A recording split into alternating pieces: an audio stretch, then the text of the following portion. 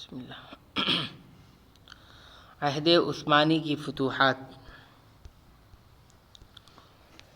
عمر ابن الخطاب رضی اللہ تعالی عنہ کے قتل کی خبر سے دشمنان اسلام کے حوصلے بلند ہو گئے، خاص کر اہل روم اور فارس میں اپنے گنوائے ہوئے ملکوں کو دوبارہ حاصل کرنے کی لالچ پیدا ہوئی۔ چنانچہ یزدگرد شاہ فارس نے سمرقند کی راجدھانی فرغانہ میں اپنی پلاننگ شروع کی، اور رومی قائدین جو شام سے بھاگ کر قسطنطنیہ میں منتقل ہو چکے تھے، وہ عہد عثمانی میں شام کو واپس لینے کا خواب دیکھنے لگے اور اس کے لیے منصوبہ تیار کرنے میں لگ گئے۔ مصر میں رومیوں کی بچی کچی فوج اسکندریہ میں قلعہ بند ہو چکی تھی۔ عمرو بن عاص رضی اللہ عنہ نے عمر بن الخطاب رضی اللہ عنہ سے اس پر چڑھائی کرنے کی اجازت طلب کی تھی۔ رومیوں نے منصوبہ بند طریقے پر اپنے آپ کو محفوظ کر رکھا تھا، دیواروں پر منجنیق نصب کر رکھے تھے۔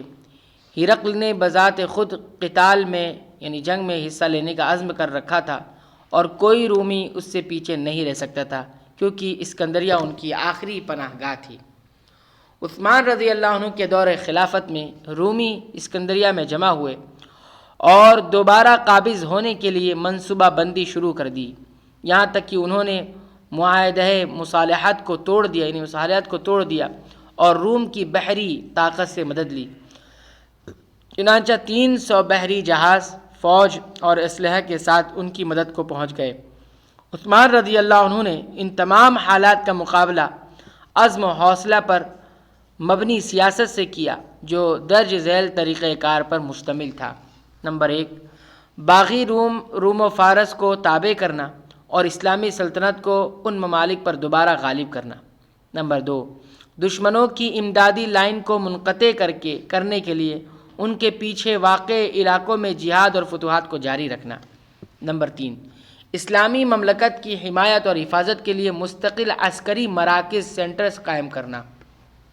نمبر 4، اسلامی فوج کی ضرورت کی خاطر بحری فوج تیار کرنا۔ عثمان رضی اللہ عنہ کے دور میں صوبوں کے مرکزی مقامات ہی فوجی اڈے ہوتے تھے۔ عراق میں کوفہ اور بصرہ، شام میں دمشق، خاص کر جب معاویہ رضی اللہ عنہ پورے شام کے حاکم مقرر ہوئے، اور مصر میں فسطاط۔ یہ فوجی اڈے اور مراکز ایک طرف اسلامی سلطنت کی حفاظت اور دوسری طرف اسلام کی نشر و اشاعت اور فتوحات کا سلسلہ جاری رکھے ہوئے تھے۔ تو یہ کچھ ابتدائی باتیں تھیں عہد عثمانی کی فتوحات کی۔ آئندہ درس میں انشاءاللہ مشرق کی فتوحات اور اسی طرح دیگر اور ریاست اور دیگر اور سمت میں جو فتوحات ہوئی ہے اس کا تذکرہ ہم دیکھیں گے۔ اللہ تعالیٰ سے دعا ہے کہ رب العالمین تو ہمیں صحابہ کرام کی سیرت سے کما حق کو فائدہ اٹھانے کی ہر طرح سے ہمیں کوشش کرنے کی توفیق عنایت فرمائے، آمین۔